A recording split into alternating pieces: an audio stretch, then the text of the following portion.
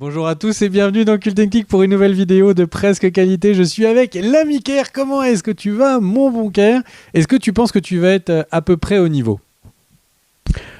Oui, tout à fait. Bonjour à tous. On est vraiment content de vous retrouver pour cette vidéo news. Il y a plein de choses à dire. Et il y a une vidéo news, on peut d'ores et déjà le dire, un peu spéciale qui sortira sur la chaîne, ou qui est même déjà sortie sur la chaîne, concernant Harry Potter. Très bien. Et donc du coup, pour cette introduction, j'ai envie de te redonner la parole, Ker. Est-ce que tu peux nous faire ce point que tu aimes tant, cette passion que tu as de tous les jours, cette obsession que tu as pour le pognon? Est-ce que tu peux nous faire ton point pognon, s'il te plaît? Oui, je vais te faire ça avec grand plaisir. Pour vous parler bien sûr du box-office avec, il y a un film qui canalise vraiment l'intérêt au niveau du box-office, c'est Super Mario Bros. Je vais commencer avec le box-office américain pour vous dire que Scream 6 vient de dépasser les 100 millions de dollars au box-office américain, uniquement américain, enfin Amérique du Nord parce qu'il faut inclure le Canada, mais le Canada est toujours inclus, et c'est uniquement le troisième Scream à réaliser cette perf. La meilleure perf pour l'instant, c'est toujours Scream, premier du nom, sorti en 96, le film de Wes Craven, et le deuxième, toujours de Wes Craven, et avec Kevin Williamson encore au scénario, c'était Scream 2, qui était sorti en 97, et ben voilà, Scream 6 marche vraiment bien. Si tu veux, mon bon Greg, je vais faire un point là maintenant tout de suite sur le box-office mondial avant de parler des deux sorties de la semaine je veux pas te frustrer, je sais que si tu parles pas pognon au moins une petite heure par jour, tu te sens pas bien. Comme Picsou, il aimait bien se plonger dans sa petite piscine de pièces. Toi, t'aimes bien parler des billets verts des autres. Et alors, du coup, quel est le point pognon international? Alors, au niveau mondial, il y a un truc donc ça englobe toutes les recettes. Il y a un truc déjà qu'on peut noter, c'est que le mois de mars est terminé et que sur les 3 premiers mois de 2023, en dehors d'Avatar 2 qui ne compte pas puisqu'il fait partie de 2022 officiellement, il n'y a aucun film qui ont dépassé les 500 millions de dollars. C'est assez rare. Pour le souligner, il y a une flopée d'échecs. Le plus retentissant, même si c'est paradoxalement celui qui a rapporté le plus de thunes, c'est Ant-Man and the Wasp Quantumania, qui n'a même pas atteint les 500 millions de dollars. Il faut le dire, pour Marvel, c'est un gros échec, d'autant plus que c'était vraiment l'introduction de Kang au cinéma, donc le grand méchant de la phase 5 et de la phase 6. C'est un des plus petits scores de Marvel. Autre échec, Shazam, mais est-ce qu'il faut le redire? Est-ce qu'on crève les pneus de l'ambulance après qu'ils aient si difficilement réussi à les regonfler? Je ne sais pas.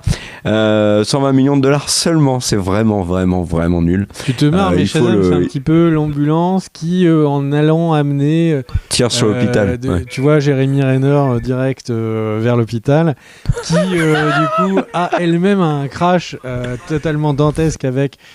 du coup, un autre chasse-neige. C'est à peu près pour vous donner l'ampleur du drame pour Shazam. Alors, pour vous dire quand même, il est devancé par un film un film indien qui s'appelle Pathan. Donc au niveau box-office mondial, Shazam, c'est pas la fête. Par contre, il y a des bonnes surprises. Creed 3, je l'ai déjà dit la semaine dernière, 260 millions au box-office mondial. John Wick est déjà à 250 millions, c'est bien. Scream 6, j'en ai parlé, 152 millions. Par contre, il a fait les 2 tiers donc de ses recettes sur le sol américain, ce qui est pas forcément une bonne chose. Donjons et Dragons est déjà à 80 millions de dollars récoltés, c'est bien, mais c'est pas non plus un raz-de-marée. Sinon, dans les gros échecs, on peut quand même parler de Magic Mike, le dernier. On peut parler de Knock at the Cabin, le Shyamalan qui s'est vraiment vautré. Ce qui est accessoirement, si on corrèle avec une des dernières news qu'on avait fait, Knock at the Cabin, il l'avait financé lui-même. Il a carrément pris une hypothèque sur sa maison. Donc c'est très très chaud, Knock at the Cabin. Bon, après, il faut voir aussi le budget, parce qu'il a récolté 54 millions au box-office. Alors, est-ce que j'ai le budget? Je ne crois pas, mais c'est pas non plus une catastrophe. Mais en tout cas, c'est c'est un échec parce qu'il n'y a pas énormément de monde qui est allé voir ce film, c'est le moins qu'on puisse dire. Passons maintenant aux deux gros sujets vraiment intéressants du moment en termes de box-office. Alors, on attend bien évidemment de voir comment va être la carrière de Donjons et Dragons, qui fait beaucoup parler. Mais on va commencer par D'Artagnan, le film D'Artagnan, donc la premier volet des Trois Mousquetaires. Donjons et Dragons. Je me permets, mon cher Kier, Donjons et Dragons. Moi, alors évidemment, la première semaine est toujours plus forte que la deuxième, mais moi, je mise sur le fait, et vous allez avoir une vidéo sur Donjons et Dragons sur la chaîne, parce que j'ai pu aller le voir en avant-première. Je mise sur le fait qu'il va y avoir un excellent bouche à oreille. Et beaucoup de gens qui ne pensaient pas aller voir ce film vont aller voir ce film. Je te le parie, mon cher Kier. Alors, moi, j'en parle après. Moi. Je fais le box-office de Super Mario Bros. Et je te donne mon avis là-dessus. Au niveau français, donc, je disais D'Artagnan qui a démarré avec 77 000 entrées le premier jour en salle. Ça fait un total de 198 000 entrées si on prend en compte les avant-premières. C'est pas mal, 77 000 c'est quand même pas énorme, donc là pour l'instant on se dirige vers quelque chose qui devrait plutôt décevoir. Par contre l'énorme carton de Super Mario Bros sur son premier jour d'exploitation en salle, 281 000 entrées, c'est très au-dessus des attentes, et globalement c'est ce qu'on peut dire sur Super Mario Bros. Toutes les projections qui avaient été faites avant la sortie du film sont largement dépassées. Le film a récolté sur son premier jour d'exploitation en salle, donc le jeudi de sa sortie, donc le jeudi 6, il a récolté 31 millions de dollars. C'est plus, mais largement plus que le film de 93 sur l'ensemble de son exploitation sur le sol américain. Et juste aux États-Unis, il a largement pulvérisé, 31 en un jour, et c'était 20 millions au total pour le film de 1993. Donc voilà, on peut dire quand même que le film a déjà récolté 66 millions de dollars pour son premier jour. Donc en un jour, il a fait la moitié de ce qu'a fait Shazam à travers le monde. En un jour. Il est sorti que dans 11 pays en plus. Puisque je ne prends pas en compte les États-Unis pour l'instant. La France, c'est le 6e marché de Super Mario Bros. Pour l'instant, le plus gros, c'est le Mexique, mais bien évidemment, il va être dépassé par les États-Unis.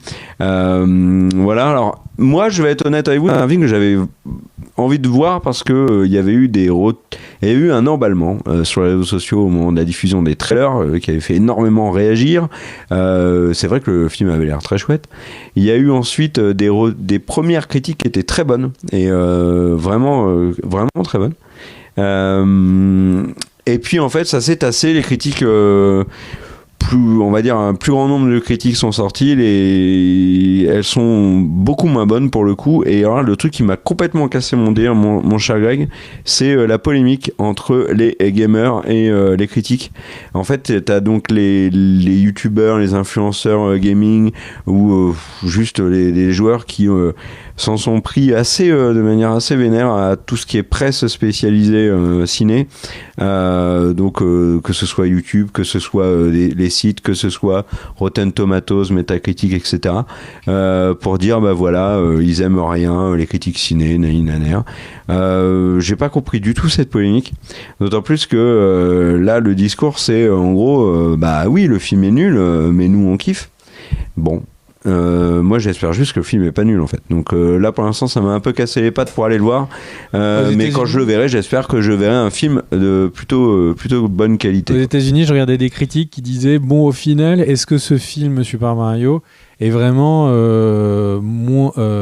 mieux que l'ancien film de Super Mario? Tu sais, la remarque, je l'ai vue. C'est chaud quoi, parce qu'il était vraiment nul. Mais vraiment nul de fou, l'ancien, quoi. Là, apparemment, c'est beaucoup de fanservice, et ça n'est là que pour satisfaire pendant 1h30 les amoureux de Mario. Bon. Après, je vais pas critiquer le film, je l'ai pas vu encore. Si vous vous souvenez de l'ancien Super Mario, avec les mecs qui étaient en costard cravate avec la toute petite tête de dinosaure. Ça, c'est franchement, c'est des grands moments de mon adolescence, ce film. Enfin, de mon enfance. C'était vraiment l'angoisse totale, et c'était pour tout le monde la confirmation à l'époque que le jeu vidéo c'était nul à chier, quoi. Et c'était terrible. C'était vraiment terrible. Alors, je reviens sur le box-office là, comme ça, avec son démarrage qui est il parle d'un démarrage à 140 millions quand même. Hein. Donc pour son premier week-end, ce qui est au niveau mondial. Et aux États-Unis, ils annoncent un gros démarrage aussi. Moi, je pense quand même que là, Super Mario Bros. Sera le plus gros succès de 2023. Il risque de taper assez vite Ant-Man. Je parle pour l'instant, hein. Ça va pas être le plus gros succès de 2023 à la fin de l'année. Et film qui est Mais là, je pense que lui va reprendre la couronne à Ant-Man avant. Et donc, je vais reparler de Donjons et Dragons. Et donc, film attends, juste avant que tu changes de sujet, le film Mario qui est construit comme un lancement de franchise, hein, parce que il y a des scènes post-génériques, les scènes post-génériques teasent de spin-off ou suite, donc on verra si c'est le début du Super Mario Universe, Extended Universe, on verra. Tu voulais dire sur Donjons et Dragons, Pierre ? De ta remarque sur le bouche à oreille qui est très positive, je suis d'accord avec toi. Le problème, c'est qu'il a une concurrence qui va être trop sévère pour pouvoir tenir et que ce bouche à oreille soit vraiment efficace. Il y a vraiment des grosses sorties là qui arrivent. La plus grosse et qui est très problématique pour Donjons et Dragons, c'est la sortie de Super Mario Bros. Alors attends, je regarde. Il y a un autre truc qui sort là rapidement. Alors il y a toujours John Wick qui est très fort.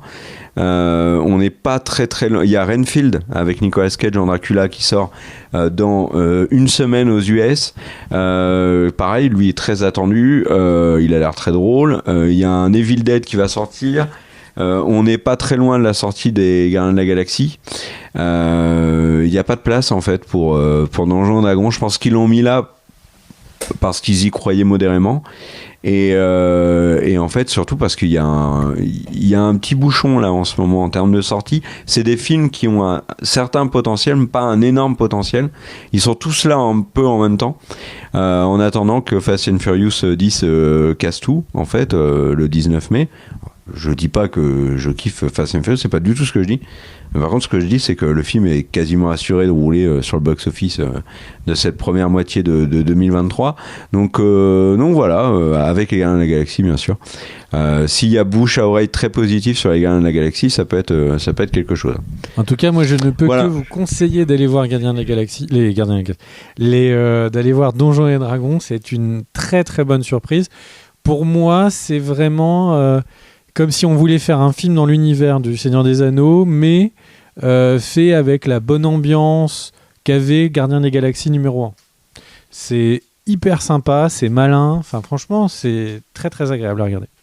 Mais bon, après, vous avez une vidéo complète où d'ailleurs on parle du film par rapport au jeu de rôle également, que je vous invite à regarder, qui va sortir ou qui est sorti sur la chaîne.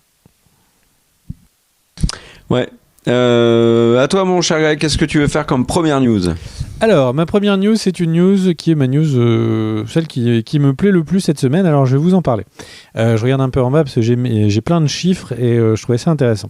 Hollywood Reporter a annoncé que, en fait, après avoir récupéré de plusieurs systèmes d'analyse, de métriques, etc., les Anneaux de pouvoir auraient été regardés en totalité par seulement 37% des spectateurs sur le marché américain. Donc, qu'est-ce que ça veut dire ? Ça veut dire quelqu'un qui a regardé du premier au dernier épisode. Si on regarde les stats au niveau mondial, c'est 45% des spectateurs qui sont allés jusqu'au bout. Pour vous donner, donc les analyses disaient que le chiffre qui serait un succès, ou qui montre la qualité d'une série, donc pour le marché américain, ce serait 50%. Donc 37% de personnes qui ont regardé jusqu'au bout versus 50% pour ce qui serait un bon chiffre. Hollywood Reporter annonce aussi rappelle que du coup, donc l'année s'est terminée, que les chiffres Nielsen d'analyse sont finis. Et si on regarde quelles sont les séries les plus regardées de l'année, du coup, les Anneaux de pouvoir sont en 15e position.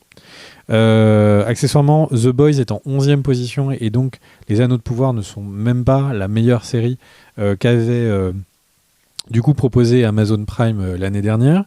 Et cet article du coup s'ouvre sur du coup la santé financière et l'avenir de Amazon Prime et de la série. Et donc en gros, il y a 300 millions de dollars sur la production de Citadel qui ont été avancés. Donc c'est la série qui sera des frères Russo.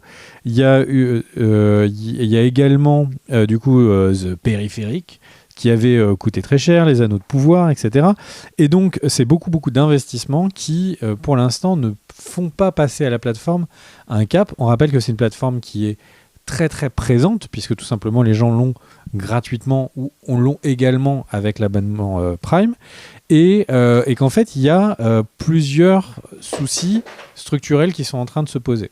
Le premier, c'est d'un point de vue, les responsables financiers chez Amazon sont en train de dire qu'ils évaluent la santé de chaque projet sur la base du nombre d'abonnements que ça a créé ou d'abonnements que ça a fait garder. Et visiblement, les anneaux de pouvoir ne sont pas... Alors officiellement, tout le monde dit que c'est super, mais les anneaux de pouvoir n'ont pas l'air d'être quelque chose qui draine énormément d'audience. Le truc à savoir derrière, c'est que là où Amazon, donc, qui va continuer à investir, à dépenser, pour vous donner une idée, 7 milliards de dollars sur la branche Amazon Prime Vidéo. Et visiblement, les rapports que Amazon fait à ses actionnaires tentent à dire que pour l'instant, l'argent le mieux investi, ou en tout cas l'argent qui est investi ramène le plus d'abonnés, ce sont les contenus sportifs. Et notamment, du coup, là, ils viennent de signer la NFL, qui est très très importante aux États-Unis. Et donc, on pourrait imaginer que si ça continue comme ça, Amazon commence à se désinvestir un petit peu du marché des cinémas séries et commence à s'investir plutôt du côté de du sport. Alors, on le voit par exemple en France. Alors, je suis pas un fan de foot, mais je crois qu'ils ont des droits très avancés sur la Ligue 1 notamment. Saka peut en parler mieux.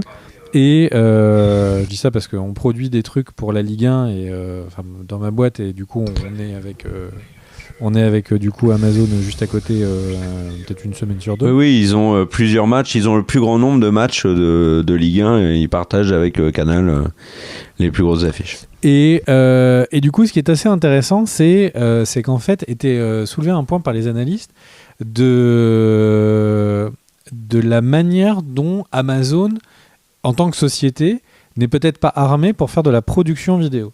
Ils expliquaient qu'il y avait un cap dans les salaires. Donc en gros, si vous êtes un gros cadre chez eux, vous n'allez pas gagner énormément d'argent par rapport à si vous étiez un gros cadre équivalent dans une autre société, et qu'en fait la compensation de salaire, c'est des actions sur Amazon. Un truc que je ne savais pas. Et donc, évidemment, je sais pas qu'est-ce qui est plus intéressant pour cette gros cadre, mais la réponse, du coup, des cadres, des créatifs, c'est que, du coup, ils préfèrent aller travailler ailleurs, que financièrement, ils trouvent ça plus intéressant. Et la deuxième chose, c'est un truc très structurel. Il y a beaucoup de créatifs qui se plaignent de travailler chez Amazon parce que la culture d'Amazon, c'est que tout le monde est en open space. Tout le monde, les bureaux ne sont pas fixes, tout le monde vient et va à son bureau, là où les créatifs, les auteurs aiment bien souvent être dans des pièces fermées, tout seul, ou être en groupe d'auteurs pour pouvoir se renvoyer la balle. Et en fait, Amazon a juste imposé sa culture de société qu'ils ont pour ce qu'on connaît, livrer des livres, que sais-je, mais pour le cinéma et pour les séries. Et visiblement, le monde cinéma et séries, en tout cas les professionnels, eux, n'aiment pas cette manière de travailler et se barrent d'Amazon. Du coup, je trouve ça assez intéressant parce que c'est vraiment une espèce de double rejet. Ils investissent beaucoup d'argent, mais ça marche pas, donc le public les rejette un petit peu. Et à côté de ça, les professionnels rejettent leurs méthodes innovantes dont ils n'ont pas envie d'entendre parler. Du coup, on va voir, parce que l'argent qu'investit Amazon, notamment les 7 milliards investis l'année dernière, ne vont pas s'arrêter. On va continuer à avoir beaucoup de production Amazon cette année. Mais par contre, l'année prochaine, l'année 2024, va sans doute être en question. Et on pourrait avoir, comme on l'a vu avec Netflix, des grandes phases d'abandon de séries, de licences. Voilà. Qu'est-ce que tu en penses, toi, de toutes ces news autour d'Amazon ?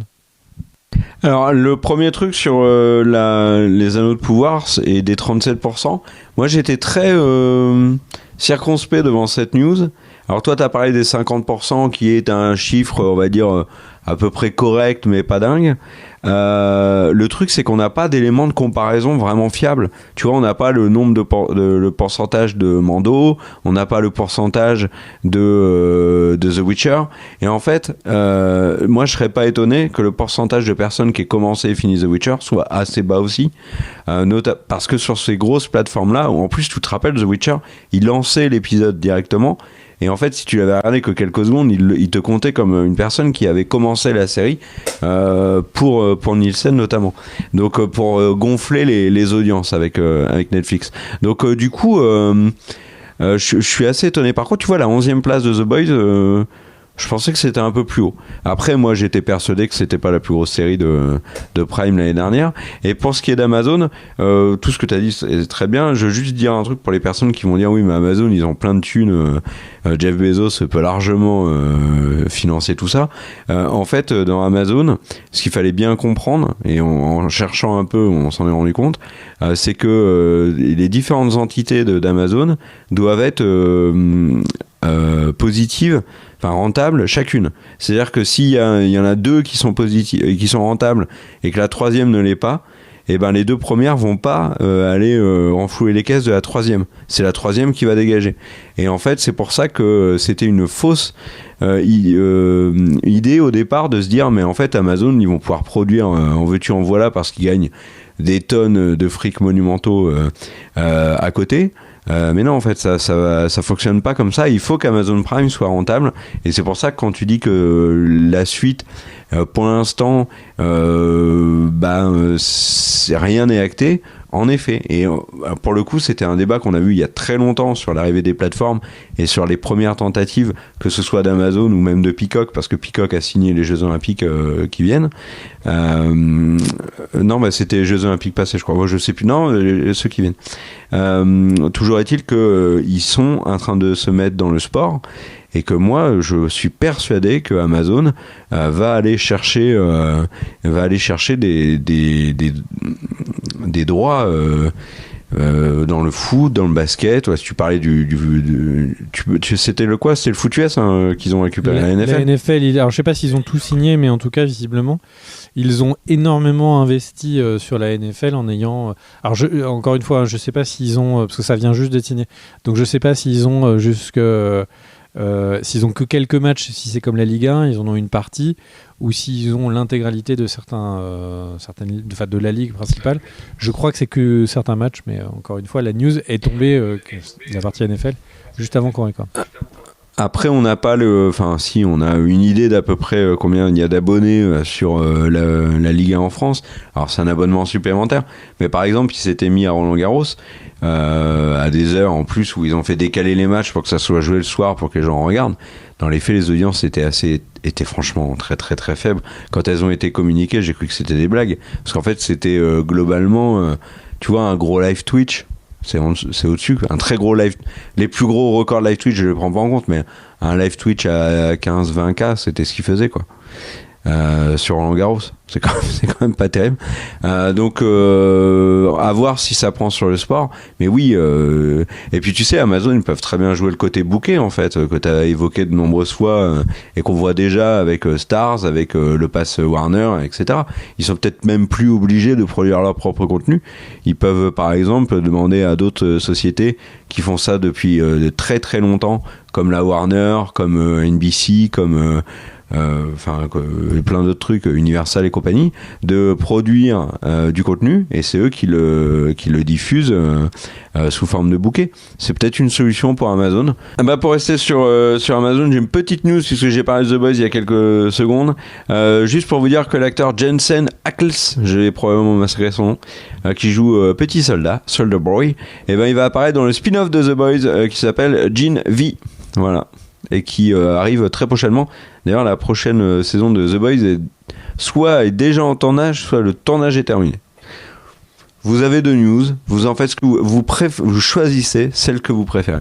Tu veux rajouter un truc sur Amazon, mon cher Greg ? Oui, je voulais juste te faire un petit rappel, car parce que tu parlais de Amazon et du fait qu'il pouvait devenir un bouquet. En fait, Amazon, il ne faut pas oublier qu'ils ont payé très cher leur achat de la MGM, et ce qui fait que là, en gros, ils vont être un peu comme la politique d'Apple, à avoir des films qui vont sortir d'abord en salle, puis sur Amazon, justement pour que MGM continue d'être rentable. Donc, il ne devrait pas être que un simple... canal satellite, quoi, un truc qui a juste des abonnements. Ils ont mis trop d'argent maintenant pour pouvoir eux-mêmes créer du contenu. Je te laisse la news suivante, mon cher Car. Eh bien, mon cher Greg, la prochaine news, c'est une news majeure. Et à mon avis, elle va faire rêver les fans de Game of Thrones. Moi, elle l'a fait en tout cas quand je l'ai vu tomber. Alors, c'est pas encore confirmé, hein, c'est au stade de projet. Mais HBO travaille sur un projet spin-off sur la conquête de Westeros par Aegon, le concurrent, et ses 2 sœurs, qui sont également ses 2 femmes. Ne cherchez pas à comprendre. C'est un passage, et c'est la première partie en fait du livre Fire and Blood de Greux Martin. Alors, objectivement, pour l'avoir lu, c'est une ligne droite, sans surprise. Mais ça, on le sait puisqu'on a regardé Game of Thrones. Par contre, c'est une ligne droite extrêmement spectaculaire. Donc, il y a vraiment moyen de s'éclater. En plus, il y a le plus grand dragon ayant jamais vécu sur Westeros, qui est la partie qui est bien évidemment le dragon d'Aegon. Donc voilà, alors bien évidemment tout de suite c'est emballé en disant mais Aegon, on sait qui c'est qui va le jouer, c'est Henry Cavill. Henry Cavill ne peut pas tout jouer, mais peut-être qu'il jouera Aegon. Il n'y a aucune info concrète pour l'instant, c'est au stade de projet. Cavill, il ne faut pas oublier qu'il est accessoirement en ce moment en préparation très active de sa série sur Warhammer 40 000, qui est son projet fétiche, coup de cœur, ce que vous voulez. Ça fait des années qu'il en parle sur du coup Instagram. Donc ça va mine de rien lui prendre beaucoup de temps, parce que si je ne me trompe pas, il est évidemment accroché en tant qu'acteur, mais aussi en tant que producteur. Donc ça va lui prendre beaucoup plus de temps que ses autres projets. Et Henry Cavill qui a quand même beaucoup plus de temps maintenant, vu qu'il n'est plus Superman. C'est une manière délicate de rappeler à ceux qui souffrent de la disparition de Cavill Superman que c'est réellement quelque chose qui est arrivé. Donc voilà pour la série Aegon, et puis pour ce qui est d'Harry Potter, on en parlera plus tard. Moi j'ai envie d'enchaîner avec une news, mon cher Greg, que j'ai trouvé sympa. C'est James Gunn qui a parlé d'un potentiel crossover entre Marvel et DC. Alors il a calmé, donc c'est dans Empire, il y a un article entier dans Empire dessus. Donc James Gunn qui parle énormément en ce moment. D'ailleurs c'est très drôle, James Gunn il a fait un truc que j'ai trouvé assez étonnant. Le même jour, il a donc partagé bien évidemment sur son compte Twitter toutes les nouvelles affiches et autres infos sur les Gardiens de la Galaxie, parce qu'on est en plein dans la promo.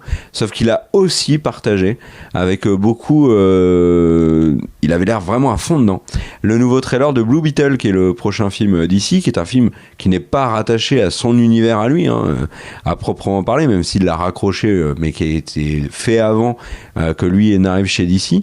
En tout cas le projet a été lancé avant. Et voilà, James Gunn il est vachement corporate DC, et il mélange les deux, Marvel DC, sur son Twitter. Et du coup forcément, comme il a bossé chez les deux, et qu'actuellement il a un pied littéralement chez les deux, Empire lui a demandé est-ce qu'il peut y avoir un crossover Marvel DC. Et lui il a dit que c'était tout à fait possible, et que ça l'était encore plus maintenant qu'il est en charge de DC. Donc potentiellement il pourrait faire, lui ayant bossé dans les deux, un lien entre les deux entités. Par contre il le dit très clairement, c'est absolument pas prévu pour maintenant. Là il a qu'un seul projet, c'est vraiment faire grossir l'univers DC qu'il a préparé. D'ailleurs si vous voulez toutes les infos sur DC, il y a une vidéo sur la chaîne. Donc il dit très clairement cette phrase là, je cite: je mentirais en disant que nous n'en avons pas discuté entre Marvel et DC.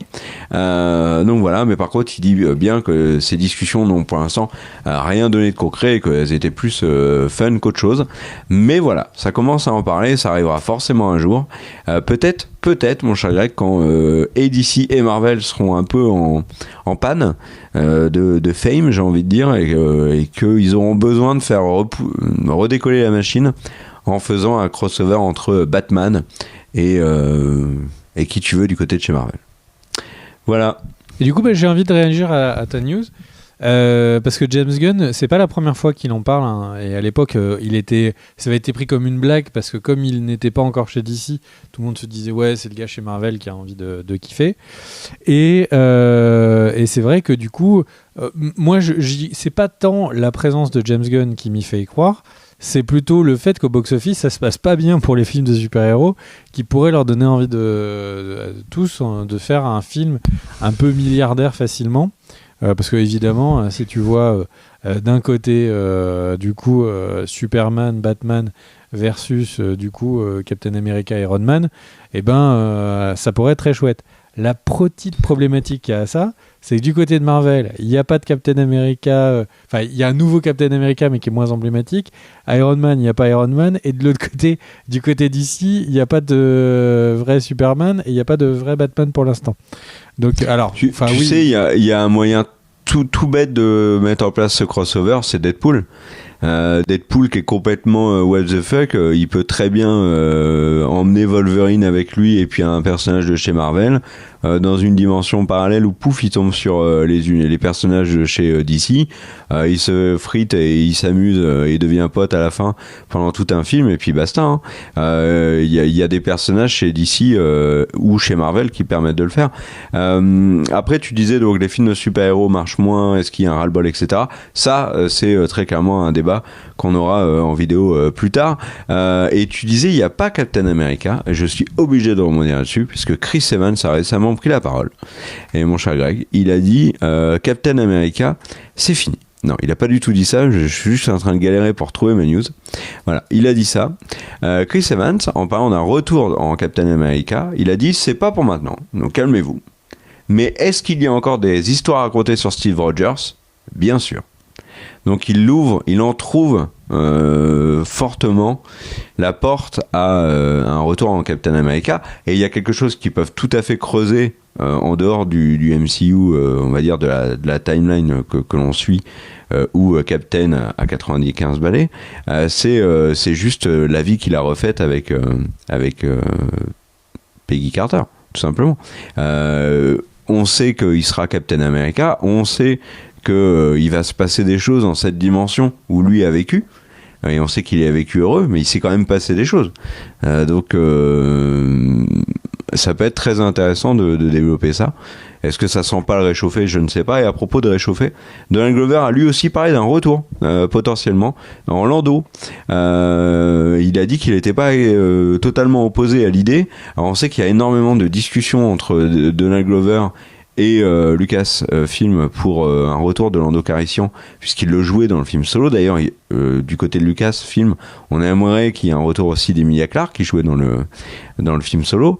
Donc voilà, Donald Glover dit juste, il faut juste que ce soit la bonne façon d'amener les choses.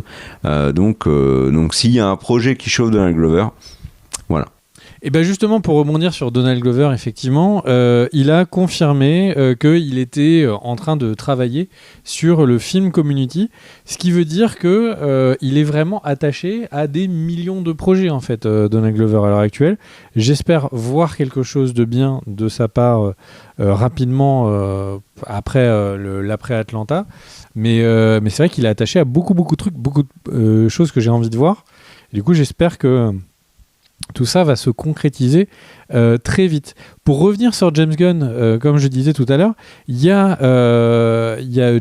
quand on parlait de ta news, le truc c'est que James Gunn était est en entretien en ce moment pour les Gardiens, comme tu le disais. Et en fait, James Gunn, dans son interview à Rolling Stones, expliquait que il a vraiment dû repenser les Gardiens, retravailler avec Marvel, parce qu'en fait quand il y a eu Endgame, il a Thor qui arrive qui part pour faire Thor et les Asgardiens de la galaxie, quoi, et pour être avec les Gardiens, sauf que lui avait déjà écrit l'intégralité de la première version du script des Gardiens où il n'y a pas Thor. Et donc il explique qu'il a dû rebosser avec du coup Marvel pour retrouver une porte de sortie. Et dans l'interview, même si c'est sous-entendu, on peut imaginer qu'en fait Thor, qui devait sortir avant, s'est retrouvé à être réécrit par rapport à ce que, pour garder en fait les Gardiens qu'ils aient une cohérence 1, 2, 3. Et en tout cas, lui s'est battu pour que si changement de film il devait y avoir, et si film devait avoir un changement de dernière seconde, ce serait dans Thor 4 et pas dans Les Gardiens 3. Et ce qui expliquerait peut-être pourquoi est-ce que le scénario était un peu moyen, ou en tout cas semblait pas très costaud dans Thor 4. Et c'est vrai que plus de news sortent sur cette phase précédente, plus on a l'impression qu'à chaque fois qu'il y avait un projet, les scénarios étaient remaniés à la dernière seconde, que les graphismes, enfin les GFX étaient faits à la dernière seconde. C'est vraiment assez surprenant la manière dont a été gérée cette phase. Il y a plusieurs vidéos qui sont sorties d'ailleurs, puisqu'on parle de Marvel, de vidéos comparatives des effets spéciaux qu'il y a dans Mando, dans The Mandalorian et dans les séries Marvel, en se demandant pourquoi est-ce que dans Mando c'est très réussi et chez Marvel ça l'est pas. Et en fait il y a des gens qui sont allés prendre nom par nom les personnes qui travaillent sur les séries, et en fait on se rend compte que les personnes qui ont bossé sur Marvel sont souvent des juniors, sont souvent des équipes qui ont 2 fois moins de personnes. Donc il y a un truc un peu étrange autour de la production de cette phase précédente qui sont en train de sortir petit à petit. Est-ce que tu veux réenchaîner avec une news ou est-ce que tu veux que je continue, mon cher Kerr ? Non, mais alors juste là tu parles vraiment de scénario et de reconstruction et de réécriture des Gardiens de la Galaxie, mais en fait avec du recul, là l'effet de l'intérêt dans les Thor 4, bon on avait déjà parlé à l'époque, mais c'est non seulement c'est un espèce de nouvelle difficulté pour James Gunn, mais surtout et ça a énormément entaché pour moi, en tout cas, l'image des Gardiens, parce que leur passage dans Thor 4 est absolument catastrophique, alors qu'on avait quitté les Gardiens dans Endgame avec Thor, avec la promesse des Asgardiens de la galaxie. Alors oui, c'était pas intégré dans le projet de James Gunn, mais au final, entre son Gardien 3 et Endgame où ils partent avec Thor, on a un loupé total dans Thor 4 et un film de Noël qui est franchement pas folichon. Donc il a en plus film de Noël il est à fond dessus, mais je trouve que ce qui s'est passé récemment sur les Gardiens de la Galaxie n'aide pas du tout, hein. Franchement, et ça me refroidit très clairement. Je sais pas toi, mais moi ça me refroidit très clairement sur le 3.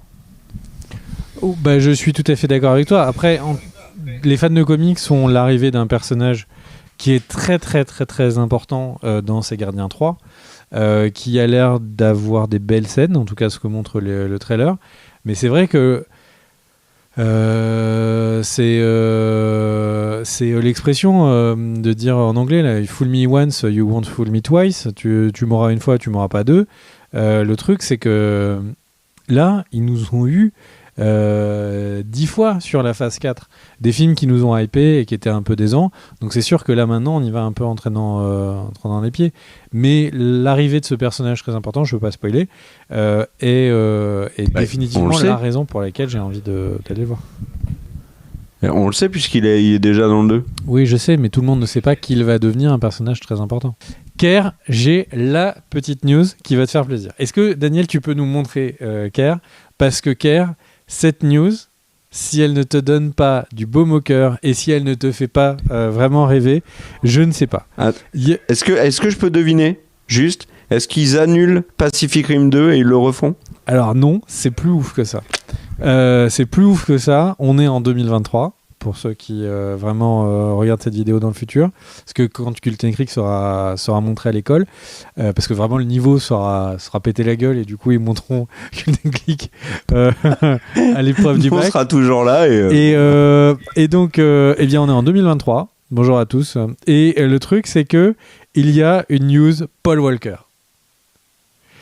Ah, ça fait longtemps. Et c'est pas une news Paul Walker en fait n'est pas mort, on l'a retrouvé aux Bermudes. Non. C'est une vraie news Paul Walker.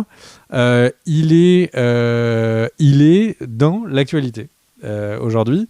Et il est dans l'actualité parce que, évidemment, on parle de Fast and Furious 10 qui va sortir. Et Vin Diesel a dit que la franchise avait déjà dit au revoir à Paul Walker, mais que c'était pas un vrai adieu. Et donc il a peut-être pas compris le sens assez définitif de la mort. Et le truc, c'est que... Je pense surtout qu'il a compris le principe de plus on parle de Paul Walker, plus les gens vont voir les Fast and Furious. Donc en fait, et ça c'est un coup de gueule monumental, l'utilisation de la mort de Paul Walker par Vin Diesel dans la promo des Fast and Furious, elle est juste à gerber en fait. Est-ce que tu peux mettre Paul Walker en miniature de cette vidéo? Non. Pour que nous-mêmes nous fassions. Alors, et donc ce qu'on critique. Donc du coup, il y a Vin Diesel disait donc dans son interview que en 2013 il y avait eu des images en 3D refaites en prenant le frère de Paul Walker pour qu'il y ait un au revoir comme ça dans le film, et que évidemment qu'il était important que la fin de cette saga, il ne pouvait pas imaginer redire au revoir à Paul Walker. Donc on peut imaginer qu'ils ont refait pareil, qu'ils ont refait des images en 3D, et c'est fou quoi. C'est le mec, quand il a signé Fast and Furious, je ne sais pas si vraiment le mec qui était devant lui et tout, qui avait 2 grandes cornes, qui avait la peau complète aussi rouge que Kerr, et qui était comme ça avec des dents acérées, quand il lui a dit signe avec ton sang, il lui a dit tu joueras ton personnage dans Fast and Furious jusque pour toujours. Et non mais c'est un truc de ouf. Le mec, c'est Mephistopheles en fait qui lui a fait signer son contrat sur Fast and Furious. C'est incroyable. Le mec, la mort ne lui a pas permis d'arrêter de filmer. C'est fou. C'est juste fou. Paul Walker est dans les news en 2023 et Vin Diesel l'utilise encore pour la promotion de son film. Et nous l'utilisons pour notre miniature de vidéo YouTube. C'est incroyable. Je suis pas sûr pour la vignette, mais par contre, il y a un autre truc qui a été dit sur Fast and Furious. Alors, si je dis pas de bêtises, d'ailleurs, le 10, c'est pas le dernier. Hein. Je crois que le 10 est en 3 parties, donc il y en a encore le 11 et le 12 derrière. Hein. T'es sûr? Ou alors juste le 11, je ne sais plus. Parce que sa phrase, c'est précisément on ne pouvait imaginer que cette saga soit vraiment finalisée sans dire un dernier au revoir à Brian O'Connor, le personnage de Paul Walker. Pour les fans du Fast and Furious verse. Peut-être qu'il a un vrai rôle, peut-être que c'est le méchant du film, qu'il revient et tout, tu sais, peut-être qu'il y a une attaque de zombies. Bah, il est pas mort dans le... Alors je me demande, attends, si dans le 9, Jordana Brewster qui revient dit pas un truc du genre il lui est arrivé un truc. Je sais plus et je vous avoue que les Fast and Furious s'oublient assez vite pour des raisons que j'ignore. Et il y a un autre truc qui a été dit sur Fast and Furious. On va pas te jeter la pierre. Dans les Fast and Furious, voilà, t'as une voiture qui roule. Après, d'un seul coup, elle fait un saut pour aller éclater un hélicoptère. Si pendant qu'il y a des trucs comme ça, et ensuite elle retombe pour aller péter un char, le truc, c'est que t'es loin de la réalité. Au milieu de ce scénario bien ficelé, il y a une remarque sur Paul Walker. Bon, j'ai envie de dire, si tu l'as pas vu, c'est pas grave. Tu étais vraiment dans les méandres de l'histoire de Fast and Furious. Dans le dernier, alors pareil de mémoire, t'as Taj Gibson non, Taj Gibson c'est un basketteur.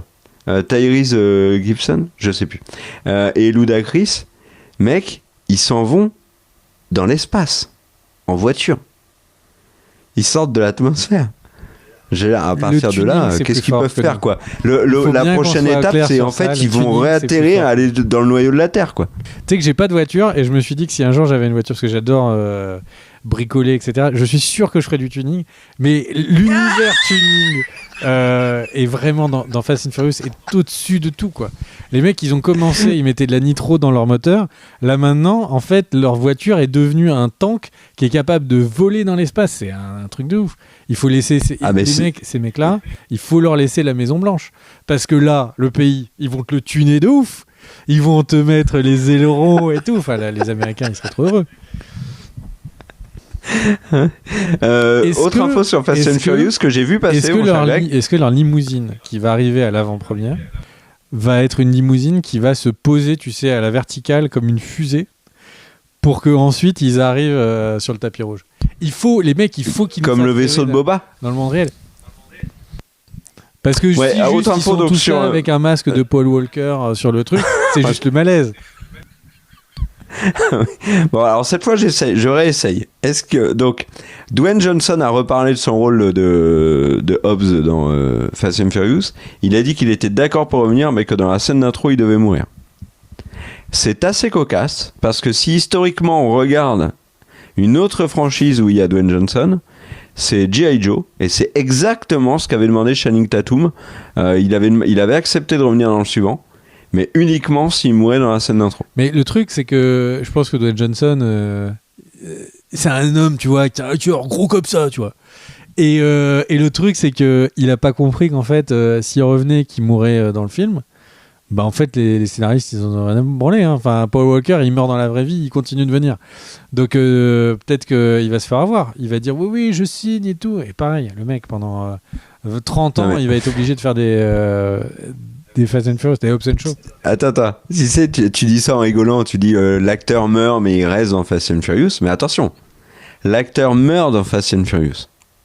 Il reste en vie quand même dans Fast and Furious. C'est le cas de l'acteur asiatique dont j'ai oublié le nom, qui était avec Gal Gadot dans un des Fast and Furious, que Jason Statham a buté. Et en fait, il est revenu tranquillou.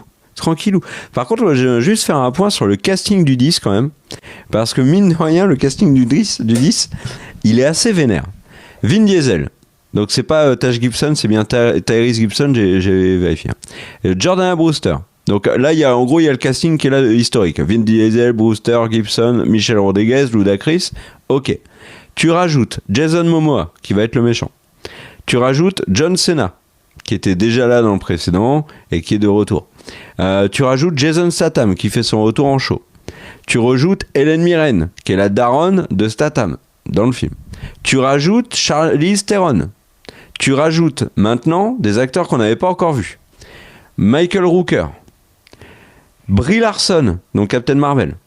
Il y a également Alan Richardson, qui jouait Hawk dans Titans et qui est le héros de la série Reacher. Il y a Cardi B qui a rejoint la série, le film. Et il y a toujours Nathalie Emmanuel qui était là, donc Miss Sunday de Goth, qui était là aussi. Énorme casting. Justin Lin est au scénar, et à la réalisation, c'est un Français, Louis Leterrier. Voilà, Louis Leterrier, il a fait quoi notamment? Il a fait le Hulk du MCU, donc celui avec Edward Norton. C'est quand même un gros casting, mine de rien. Moi, le truc qui m'étonne le plus, et vu les photos, le truc qui me donne le plus envie de voir ce film, c'est Brie Larson. Voilà. Et je te demande pas si tu vas aller voir au cinéma, je sais très bien que c'est non. Est-ce que tu as d'autres news, mon cher Greg ? Alors, mon cher Kerr, j'avais effectivement moult news. Et oui, je ne sais pas pourquoi ma voix se met à chanter. Sans doute que je pense au sud et tous ses habitants. Donc, en gros, si on revient sur mes news. Alors, je vous l'ai fait très rapide. Disney, il y a Dwayne Johnson qui vient d'annoncer le live action de Vaiana. La vidéo d'annonce, je l'ai trouvé cringe de ouf. Il utilise ces deux filles dans la promotion en disant alors ça vous fait kiffer et tout. C'est juste l'angoisse. Ensuite, il y a du coup les photos de tournage, ou en tout cas il y a 2 photos officielles du tournage qui ont été diffusées sur Joker 2, donc Une folie à 2 si je ne me trompe pas.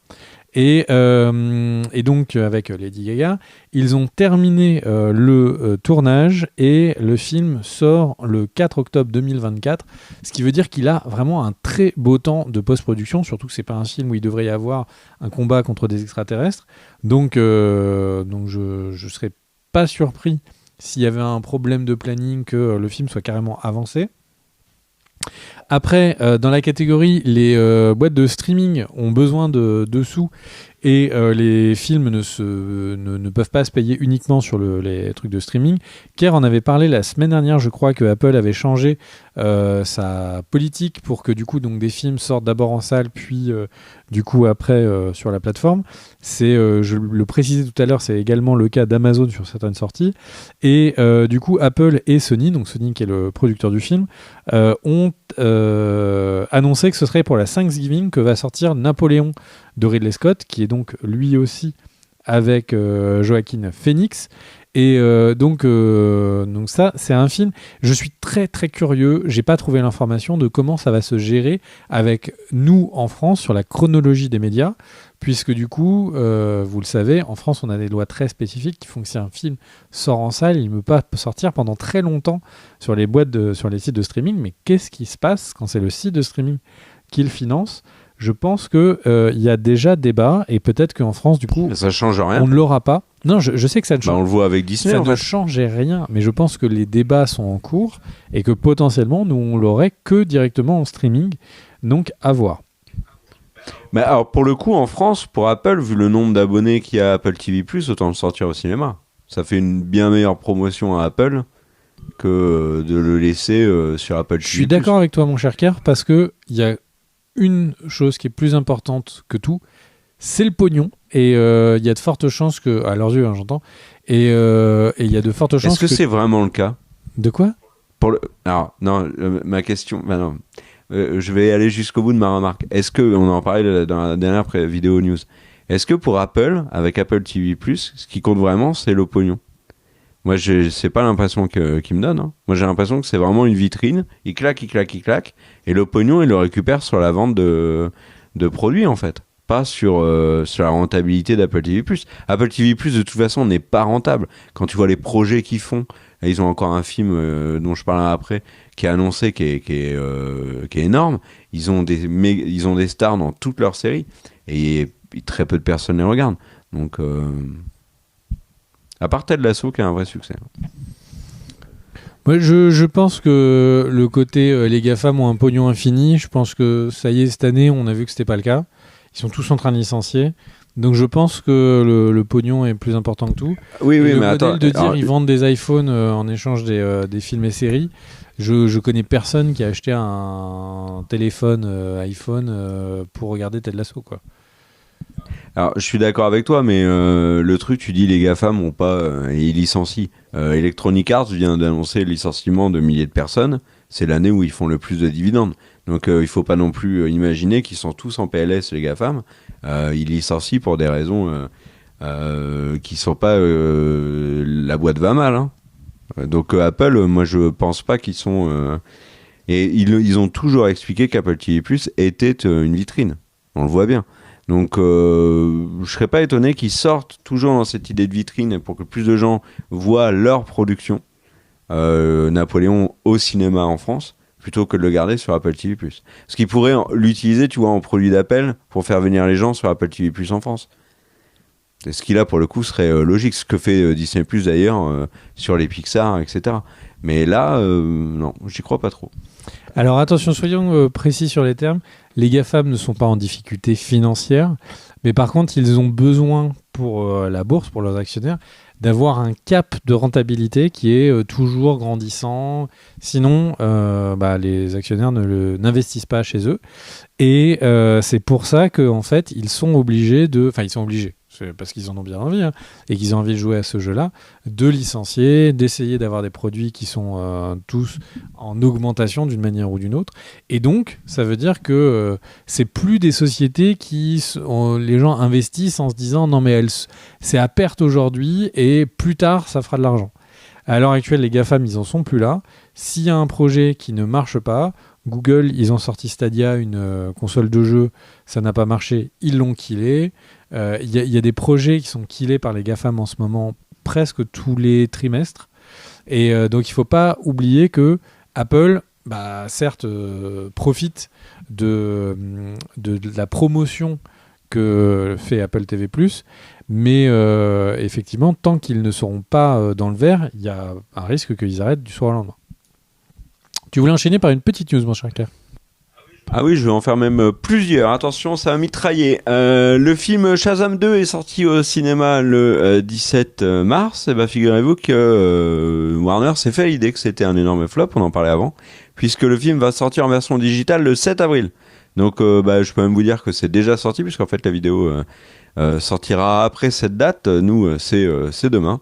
Vous, c'est il y a quelques jours. Donc Shazam 2 est d'ores et déjà sorti en digital. Et du côté de Disney, Ant-Man and the Wasp Quantumania sortira en digital le 18 avril aux US, hein, bien évidemment. Petit mot pour vous dire que Michelle Yeoh va recevoir le prix Women in Nation Awards au Festival de Cannes. Voilà. Les précédentes vainqueurs, c'était Jane Fonda, Suzanne Sarandon, Isabelle Huppert, Gong Li, Salma Hayek et Viola Davis, qui était la dernière à l'avoir eu. Donc bravo à Michelle Yeoh qui a notamment crevé l'écran cette année dans Everything Everywhere All at Once. Mais bien évidemment, elle avait déjà fait énormément de choses. C'est juste la confirmation aux yeux du grand public et au niveau des cérémonies de son immense talent. Sachez que le Festival de Cannes fait parler. On l'avait déjà évoqué dans la précédente vidéo où vous avez parlé notamment du film de Martin Scorsese. De la déclaration de l'organisation du Festival de Cannes qui avait dit que si le Polanski était prêt à temps, il était possible qu'il y soit, mais que c'était peu probable en termes de production. Et là, figurez-vous que le film de Mai Wen, Jeanne Dubarry, va sortir. Lors du Festival de Cannes, je crois qu'il fait même l'ouverture du Festival de Cannes, avec Johnny Depp dans le rôle de Louis XV. Mai Wen, c'est la réalisatrice de Police. Et j'ai découvert qu'elle était très très critiquée. Et donc j'ai lu plusieurs articles à ce sujet. Et c'est vrai qu'il y a des trucs qui sont pas... un peu rudes quand même, où elle s'est notamment moquée d'Adèle... je sais plus son nom, Adèle Haenel, et de son agression sexuelle. Voilà, il y a des choses qui sont pas cool et du coup la présence du film de Mai Wen au Festival de Cannes fait sérieusement grincer des dents. Je vais te parler de sorties de films qui sont étonnantes puisqu'en fait il y a donc le 27 octobre 2 gros films potentiellement d'horreur pour Halloween qui vont sortir le même jour. Le premier c'est Saw 10 qui n'est pas un spin-off de Fast 10 mais qui est bien le 10e Saw. Donc quand on arrive à 10 sauts, c'est qu'à mon avis on a vraiment une grosse fuite. Et l'autre film c'est Five Nights at Freddy's, qui est l'adaptation du célèbre jeu vidéo. Et ben ils vont sortir tous les deux le même jour, le 27 octobre. Notez que Five Nights at Freddy's va sortir également sur Peacock en simultané. T'as dit quoi mon cher Greg ? Je disais que tes vannes parfois prennent l'eau. Ouais. Et surtout qu'elles me font rire tout seul. Je sais pas si t'as vu, mais alors là, vraiment, j'étais content de ma blague sur les sauts et la suite. Mais c'est pour ça que, là, c'est le côté off. C'est pour ça que Kerr me dit souvent qu'il adore lire les commentaires parce qu'il trouve des gens comme ça parmi. Mais non, mais il y a plein de gens qui disent la petite vanne que t'as glissée en douce, elle est très drôle. C'est vrai qu'il y a souvent un ou deux commentaires comme ça par mois. Et je sais que ça réchauffe ton cœur. Ouais. Autre film qui vont sortir en même temps, c'est le 20 décembre et c'est 2 films de la Warner et ça c'est très étonnant. Alors, est-ce qu'ils vont bouger l'un ou l'autre ? Je ne sais pas, mais en tout cas vraiment étonnant puisqu'il y a Wonka, le film avec Timothée Chalamet, donc sur Charlie Wonka, qui sort le même jour que Aquaman and the Lost Kingdom. Alors soit du côté de la Warner on s'est dit ok, on a une grosse sortie, c'est Wonka et on a un film globalement, on sait pas quoi en faire, c'est Aquaman and the Lost Kingdom. Est-ce que, on le sort en VHS, et là, du coup, il y a un mec dans l'assistance qui a dit patron, la VHS, c'est fini. Ou 2, on le sort le même jour que Wonka, histoire que personne ne parle de notre film, qui va prendre l'eau, qui est Aquaman. Et donc, du coup, voilà. Moi, je pense qu'Aquaman fera plus de bruit que Wonka. Je ne comprends pas du tout la stratégie de la Warner, surtout qu'il y a Dune 2 qui sort juste avant. On rappelle quand même, parce que là vous dites ouais t'es un peu dur avec Aquaman, etc. Les projections tests, les gens qui ont vu les projections tests, donc c'est vraiment un public qui là n'est pas composé de blogueurs qui vont sortir du film en disant c'était le film le plus dingue de ma vie. Non, pas du tout. Là c'est vraiment des mecs qui disent vraiment ce qu'ils pensent au studio pour qu'ils fassent des réajustements. Et ben globalement les projections tests, les mecs sont sortis en disant que c'était le pire film DC Comics ever. Quand même. Donc voilà, et en sachant qu'il y a eu par exemple un film qui s'appelle Catwoman avec Halle Berry. Donc il y a quand même il y a quelques dossiers quand même dans le pire du. Tu te rends compte qu'en termes de résultats au box-office, Shazam est comparé à Catwoman, il est juste au-dessus. Oui, c'est ce que je disais la semaine dernière. Et il est au niveau de Wonder Woman 1984 qui était sorti direct au ciné, mais aussi et surtout direct sur HBO Max. Mais pendant le Covid, c'est en des plein chiffres Covid. qui sont pendant le Covid, tu vois, tu peux tout expliquer. Le film Ben est oui, nul, mais non, mais pendant le Covid. T'as une pandémie qui bloque toute la planète, et il y a quand même plus de gens qui arrivent à aller voir Wonder Woman qu'aujourd'hui voir Shazam 2. Bon, bref. Est-ce que alors, attends, je fais encore une ou deux news, là, je suis lancé. Tiens, je vais parler de Barbie parce qu'il y a eu un gros buzz sur Barbie cette semaine. Pourquoi ? Parce qu'il y a eu le premier trailer qui a été dévoilé du film Barbie de Greta Gerwig. Il y a notamment eu aussi plein d'affiches qui sont sorties, qui ont vraiment mis en lumière l'incroyable casting du film. On parlera du trailer après. Donc Margot Robbie, bien évidemment, joue Barbie, mais il n'y a pas qu'elle qui joue Barbie. Il y a des tonnes de Barbie. Il y a Ryan Gosling qui joue le Ken, on va dire historique, mais il y a un autre Ken version asiatique qui est joué par Simu Liu. Voilà, il y a Will Ferrell qui joue le Big Boss de Mattel. Hélène Mirren fait c'est bien qu'il puisse rebondir Simu Liu, hein, parce que vraiment on l'a vu dans un film et plus jamais. Bah, en fait, c'est qu'il a été rattaché à d'autres projets tout de suite et qu'il était en tournage. Ouais. Michael Cera est là également. Il y a Emma Mackey de Sex Education qui est là. On a America Ferrara, notamment qu'on a vu récemment dans Superstore. Alexandra Shipp, Kate McKinnon. Il y en a encore plein d'autres. Attends, j'ai pas le... Je vais râler. Râler, non, c'est pas un mot qui existe, mais je vais retourner. Celui-là, vous pouvez le noter, le râler. Il y a Kingsley Ben-Adir, il y a John Cena qui a été annoncé aussi. On a Dua Lipa, la chanteuse, Nkuti Gatwa qui est également dans Sex Education et qui est le nouveau Docteur Who, Scott Evans. Enfin, il y a un casting complètement dingue. Je pense qu'on aura une pléthore de guests. Alors, le public français va en louper un paquet parce qu'il y a plein de guests qui sont vraiment limités au public américain. Mais au niveau du casting, c'est dingue. Et le trailer, eh ben, il est exactement ce qu'on attendait, c'est-à-dire un film qui va absolument pas être ce qu'on imagine, qui devrait logiquement être très drôle, mais assez corrosif aussi. Donc voilà. En tout cas, il y a eu, et c'est marrant parce que quand je parle de buzz sur le trailer, c'est surtout qu'en fait, comme il y a eu énormément d'affiches, tu l'as montré, ma chère Daniel, en fait, tu as toutes les affiches avec Margot Robbie et Barbie. Et tu as plusieurs affiches avec telle actrice et Barbie. Et du coup, il y a plein d'affiches qui détournent le truc avec des personnages iconiques de plein de films et plein de séries, et notamment des gens qui font la promotion d'autres films. Par exemple, il y a Disney qui a fait une affiche, alors je sais pas si c'est Disney ou James Gunn ou peu importe, mais avec Nebula. Donc c'est l'actrice qui joue Nebula qui l'a partagé, Karen Gillan, où elle est avec la tête de Nebula et c'est marqué Barbie. Enfin, il y en a vraiment beaucoup. Donc là, cette semaine, c'était un truc qui faisait marrer les gens, c'était de se faire leur propre affiche avec leur tronche et Barbie.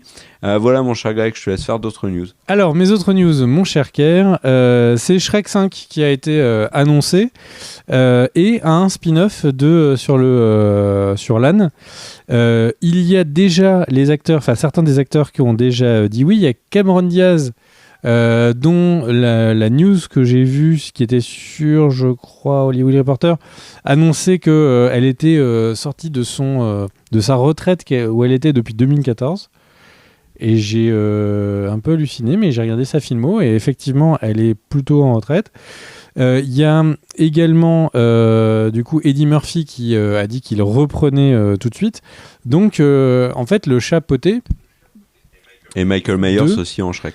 A sauvé la franchise, relancer la franchise comme vous préférez. Mais du coup, attendez-vous à voir 2 films Shrek. Donc, c'est des films d'animation. Donc, il faut au moins se donner 3 ans. On peut imaginer, voire 4. Mais ça revient. Alors, tu sais qu'il y a un truc intéressant sur Shrek à dire, c'est que pour la VF, très célèbre, hein, la VF de Shrek, donc c'est Alain Chabat qui double notamment dans le film. Celui qui doublait historiquement Eddie Murphy est décédé, donc là, on aura une nouvelle voix. Et ce qui, sur les réseaux sociaux, a fait beaucoup réagir parce qu'il y a beaucoup de gens qui ont dit qu'ils ne voulaient pas entendre avoir le retour de l'âne avec une nouvelle voix. Voilà. Ce qu'on peut comprendre. Bah non. les gens sont attachés au doubleur français. Il faut arrêter avec le délire Murphy. Paul Walker. Hein. Les mecs, ils meurent. On va arrêter de leur faire jouer des trucs. Il faut se calmer. Oui. Non, la question n'est pas de refaire. Je veux pas rentrer dans un débat théologique, savoir s'il y a quelque chose après la mort ou pas. Quand on est mort, on a arrêté son contrat. C'est tout. C'est ça, je pense qu'il faut qu'on soit tous d'accord. Le doubleur d'Eddie Murphy en français a quand même une voix qui est très iconique. Il est plus là malheureusement. Donc, Et ensuite, donc 2 news très rapides, et je pense que Kerr va vouloir rebondir sur les deux. Eh bien, du coup, la première, c'est que Warner est en train de faire pas mal d'annonces et au niveau des plannings de sortie de leurs films, et ils ont notamment pris la date du 4 avril 2025 pour le film Minecraft avec Jason Momoa. Et ça, Kerr va vous en reparler dans 2 secondes. Je crois qu'il voulait rajouter un truc. Ça va pas casser les briques, quoi.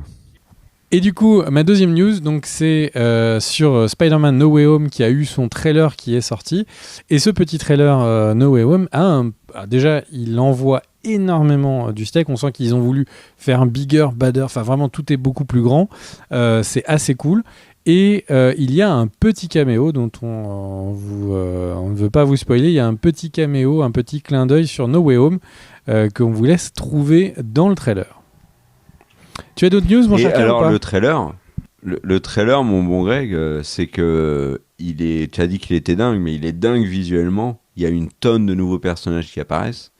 Il y a énormément de références. Rien que le truc du même avec les Spider-Man, il est dingue. Enfin, franchement, ça a l'air complètement fou. Hein.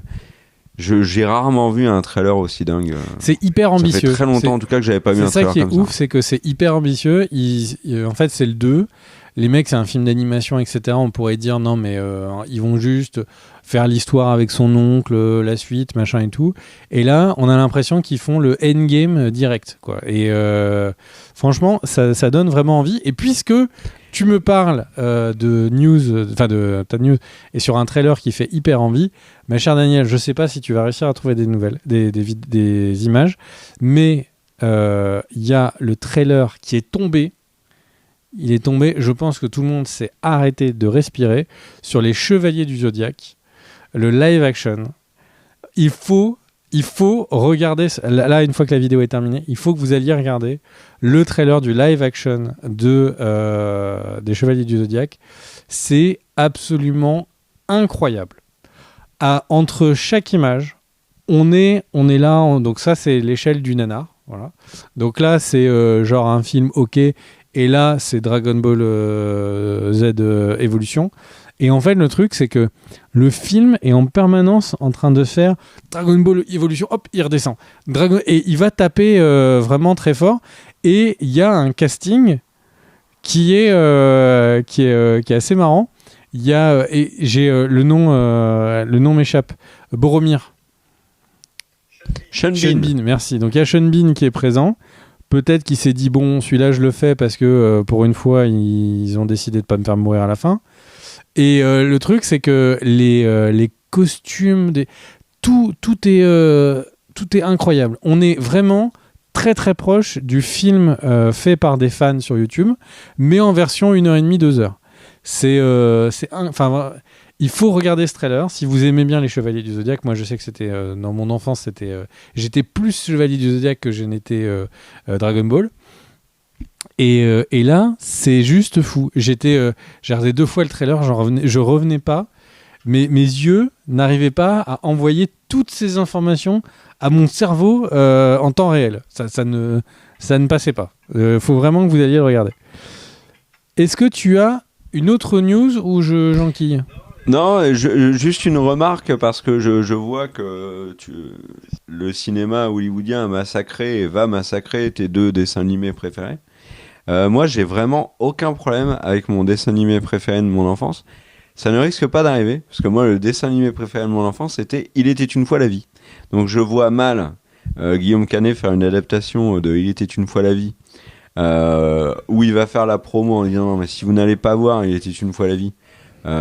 Franchement, c'est tuer le cinéma avec Gilles Lelouch derrière qui va nous engueuler, Jean Dujardin aussi, avec des guests Zlatan, Neymar et compagnie. Non. Est-ce que tu penses que les virus seraient faits par Sarkozy ? Est-ce que tu trouves pas qu'il y a une ressemblance physique entre Sarkozy et le petit virus ? Moi, je trouve vraiment qu'il y a une ressemblance physique qui est... en plus, c'était prophétique, parce que c'était avant. Mais ne dis pas jamais, parce que je trouve que Il était une fois est une franchise qui a l'air de revenir. Bon, après, c'est parce que j'ai un enfant et tout, mais je crois qu'il y a eu des nouveaux bouquins édités, etc. Donc, ne dis pas jamais. On pourrait avoir un live action. Mais ça surfe sur le côté nostalgique. Du coup, tu sais, le vieux barbu, comme ça, qui file 2-3 nions, comme ça, tu sais, low kick, high kick à des Yann virus. McKellen qui va le jouer, tu sais. Et qui dit Princesse Zelda, venez, on va prendre les anticorps. Enfin, ne dis pas non. Mais tu sais que je pourrais jouer un globule rouge, du coup, physiquement.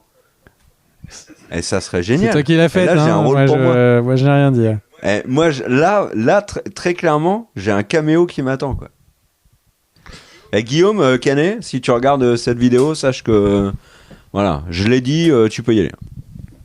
Voilà, mon cher. J'ai d'autres news. Tu parles de Guillaume Canet, mais ça va être un film à David Fincher. Ça va être ils vont faire une enquête d'un corps humain. Mais tu penses que c'est Hollywood qui va récupérer le truc? Pourquoi est-ce qu'il a un rhume? Est-ce que c'est parce qu'en fait, il y a des microbes dans son nez? Non, en fait, il y a un cancer qui a métastasé. Mais d'où vient-il? Et c'est David Fincher. C'est sûr que c'est David Fincher. Puisqu'on parle de grands réalisateurs, il y a Phoebe Waller-Bridge que Kerr adore, qui a notamment écrit elle a écrit, et c'est une des autrices de. C'est la scénariste du dernier James Bond. Et comment on appelle ça?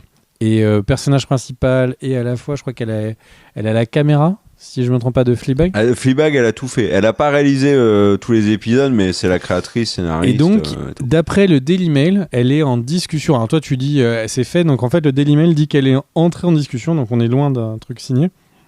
Ah non, j'ai pas dit que c'était fait. Pour devenir... Non, mais on connaît les fake news.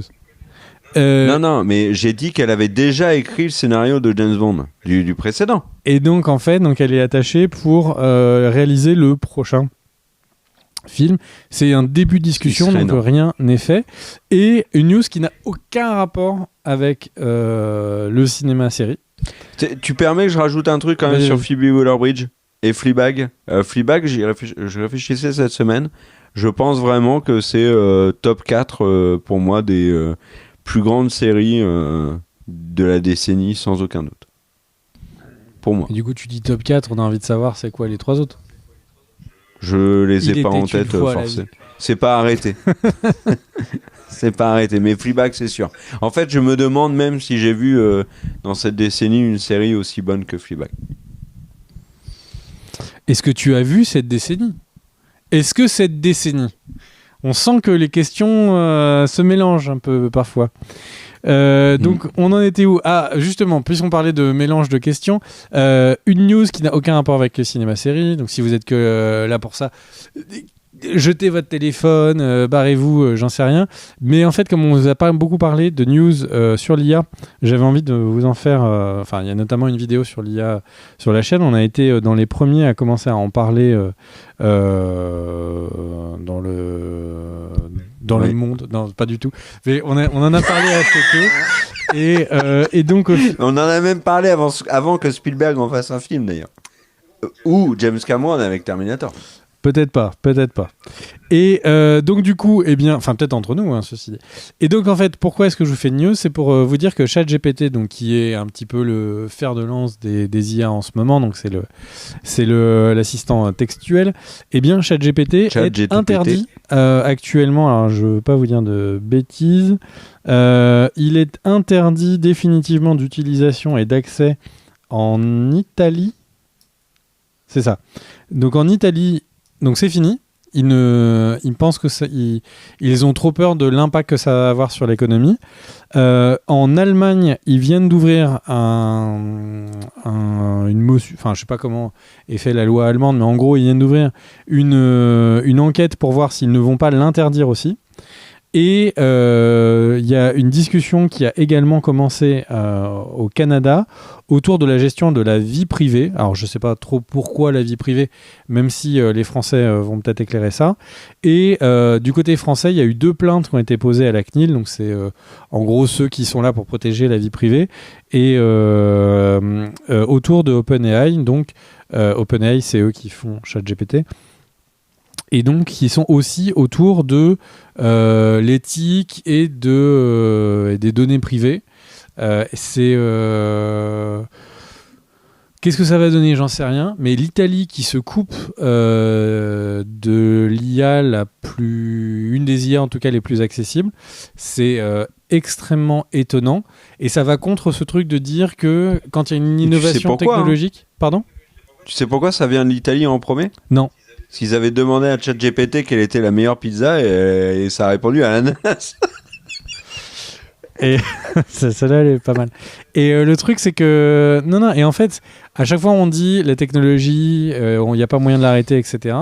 Et là, c'est des pays qui sont frontaliers avec nous, etc., qui ont fait le choix. Alors, toute la problématique, c'est ça va pas arrêter la Chine, qui fait énormément d'investissement dans les IA.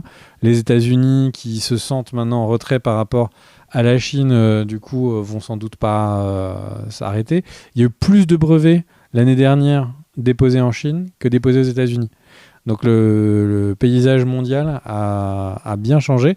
Mais du coup, je suis très surpris et j'ai vraiment hâte de voir qu'est-ce que ça va donner, puisque comme on l'avait traité en vidéo sur la chaîne, l'IA va avoir un impact sur tous les métiers, mais aussi dans l'audiovisuel et donc sur les cinémas et séries.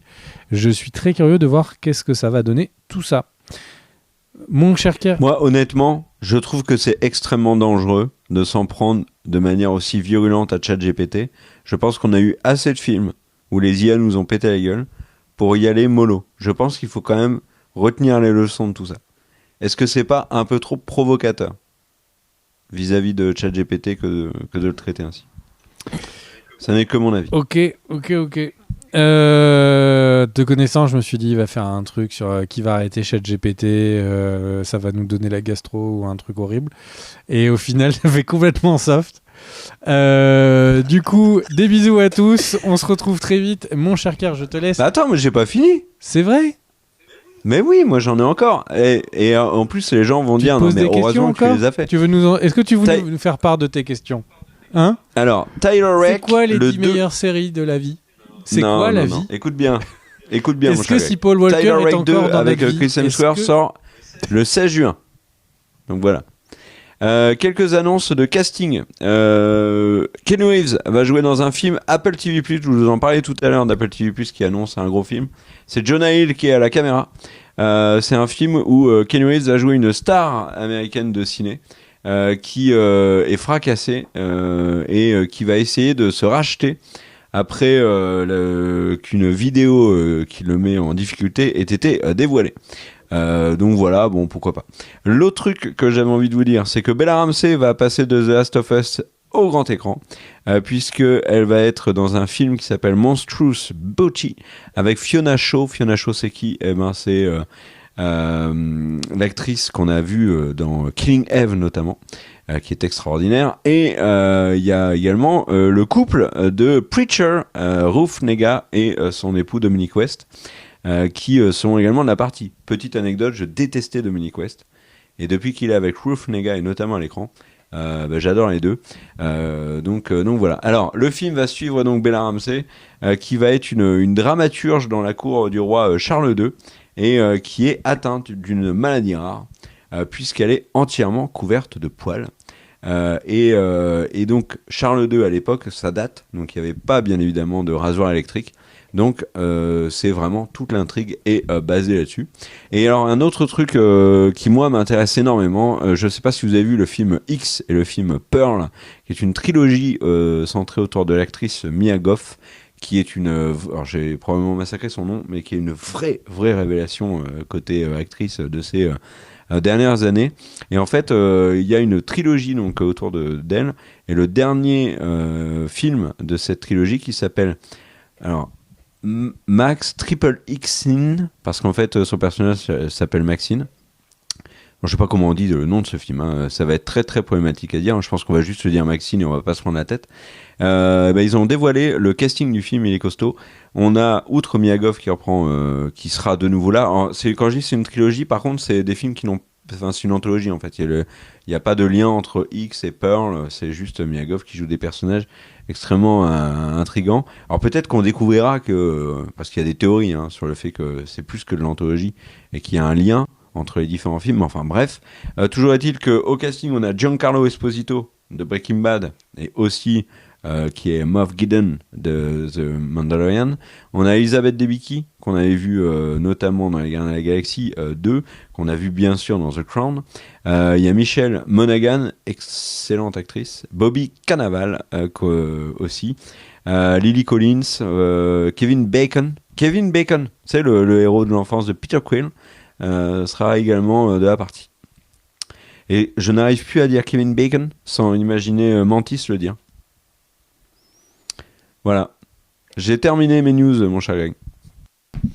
Eh ben, j'ai envie de dire, c'est une bonne nouvelle pour tout le monde. Des bisous. Et je te laisse quand même le mot de la fin parce que je sais que tu l'as vraiment... J'allais dire en travers de la gorge. Non, pas du tout. Tu l'as sur le cœur, ce mot. Et ce mot... Attends, je l'ai pas. Non, là, tu m'as pris de court. Non, vraiment, je te laisse. Non, je sais que ça te tient à cœur. Vas-y, fais-le. Bah, moi, j'ai envie de dire que là, est-ce que c'est pas la conclusion la plus longue de l'histoire? Peut-être. Mais en fait, c'était une conclusion un petit peu vraiment. Je m'adressais à ces étudiants du coup du baccalauréat en 2057 qui regardent Cult & Click pour apprendre le français. Et c'est vraiment que le niveau est vraiment s'est pété la gueule. À ce moment-là, je pense que vraiment les épreuves seront sans doute vraiment offertes. Ce sera peut-être un tirage au sort. Et du coup, le truc, c'est que à vous qui regardez cette vidéo plus tard, eh bien, j'ai envie de dire, voilà, des bisous. N'hésitez pas à vous abonner à cette chaîne, hein, parce que nous, on n'aura sans doute pas lâché l'affaire hein, dans plus de 20 ans. 30 ans même. On sera loin de la retraite. Non, parce que du coup, on n'aura plus. La retraite sera reportée à 87 ans.